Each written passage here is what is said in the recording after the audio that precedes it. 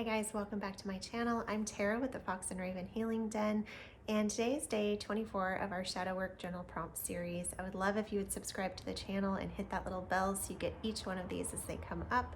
Today we are talking about emotions. I want to know who regularly belittles or downplays your emotions, or maybe who the last person was that did this to you. Luckily, through my growth, I have dropped a lot of the unhealthy, toxic relationships that I had. So it is very rare for someone to be allowed to do this in my life any longer, because I have set natural boundaries for myself that just pretty much keep people from doing that to me. Not to say that they don't still try, or that I don't still struggle with communicating despite my fear of emotions. You might be wondering why I'm fearful of my emotions, and that's the portion I'm going to get into right now with you.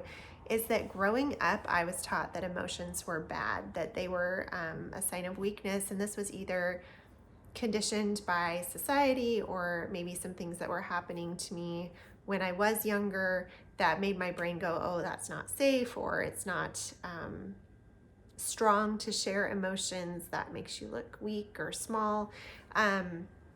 I want to have you think about some of the things that you might have heard in your own childhood that might have traumatized your own inner child to condition you, to make you think that emotions were weak, or something that we were not supposed to have, I guess. How many of you heard, "You're being too sensitive"? I was an extremely sensitive child. I'm an empath, so I pick up literally anything in the room around me, and I'm very sensitive to my own emotions. I'm sensitive to the emotions of the people around me. That was a phrase I heard constantly from everyone in my life growing up, whether it was a teacher or a friend. I was very sensitive, and so I from that learned that maybe it's not okay to be a sensitive person, or it's not okay to have emotions. What about, why are you blank? Why are you mad? Why are you upset? Why do you feel bad? Those were things that were said, and it's like, if you understood what was happening to me, that it's my experience. I get to know what I'm feeling, and you don't get to question. If you hurt someone's feelings, you don't get to say, why are you hurt?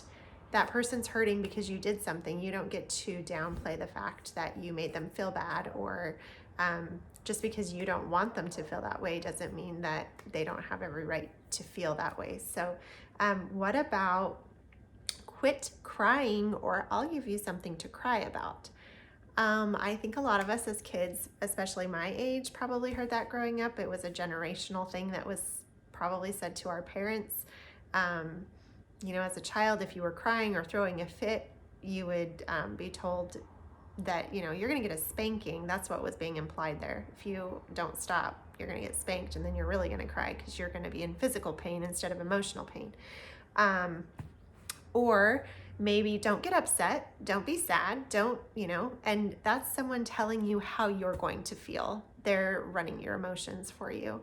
And so it's my belief that all of those things that we heard growing up, or maybe still hear, those might still be things that you're hearing in your life now. You might be a young person whose parent says these things, or you might be someone whose partner says these things to you, and I really hope that's not the case. But I want to know how you feel when someone downplays or belittles you for your emotions.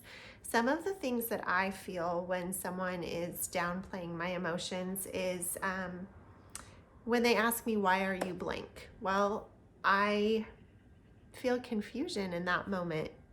I don't know why I feel sad. Maybe I need to explore that more and really process through it. But you don't get to question why I'm sad. I can sit in my sadness and then process through why I'm feeling that way. But if someone asks you that right off the bat, so maybe you start crying and someone immediately asks you why you're sad, you might not have an answer for that. So that one makes me feel confused. Don't get upset makes me feel like I'm not allowed to have feelings, that they are questioning my existence of feelings. Like, why is that even a thing to them? And we're not allowed to tell other people what they can and cannot feel. You know, we should, it makes you feel like you have to build a wall of protection around yourself when someone is constantly questioning what you're feeling. In my childhood, feelings were often met with anger. I'm sorry, I'm not really sure why that was. I don't know what the person felt or people felt that in their own upbringing that made them feel like emotions were to be shut down immediately, that they were not, you know, there was no place for emotion or sensitivity. And so it is still extremely fear-inducing for me to share anything with someone. So if someone has hurt me, I don't want to talk about it. It takes me a very long time to form the words or explain how I'm feeling, because I just immediately feel like the person is going to explode on me with anger if I have any sort of emotion. And so that has really been something that has been, I don't know, deeply traumatizing in my life, to have someone meet every emotion that I have with anger, or if I had joy, maybe try to knock me off my pedestal so that I'm not so joyful.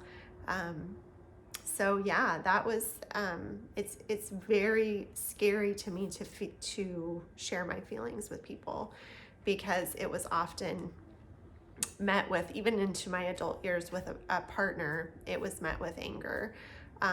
So that's been something that I've had to work really hard, that realizing that it's okay for me to have my feelings. I think it's really important that we validate how someone else is feeling. So if you're the person on the other side of things, I think it's important that we don't necessarily jump on them for having a feeling. You may not sympathize with what is happening. So if you have someone who is, I don't know, scared to go skydiving maybe, and they say, I don't want to go because I'm afraid. And you say, why are you so afraid? That's not going to make that person want to go skydiving. What you could do is, if you can't sympathize with the person's situation, you might be able to at least sympathize with their feeling, validate what they're feeling. I understand that you're feeling scared. Skydiving can be a really scary experience, so I understand that. But maybe let's talk about some of the specific things you're scared about, so that I might be able to give you a different perspective on them. That's a much better way to approach someone's feeling. You're not telling them stop being scared. You're not saying being scared of skydiving is stupid. You are looking at the feeling that they're having. You know, if you've skydived 20 times, you're not going to be afraid of it. But if this is that person's first time, you might not be able to sympathize with exactly how they're feeling, but you're sympathizing with the feeling itself and validating that it's okay for them to have that feeling, that you're there with them, even though they're fearful, and you're going to help them through it. I hope this is helpful in helping you navigate this prompt for yourself. This was a very emotion evoking one for me, because my feelings and my sensitivity are something I've had to work through diligently for a good portion of my life.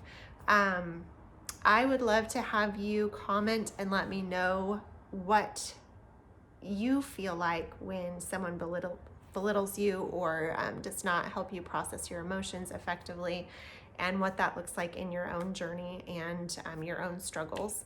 I will see you back here for day 25. If you want to get caught up, the rest of the series will be here. The next video is right here, and a video that YouTube thinks you would like will be here. See you tomorrow.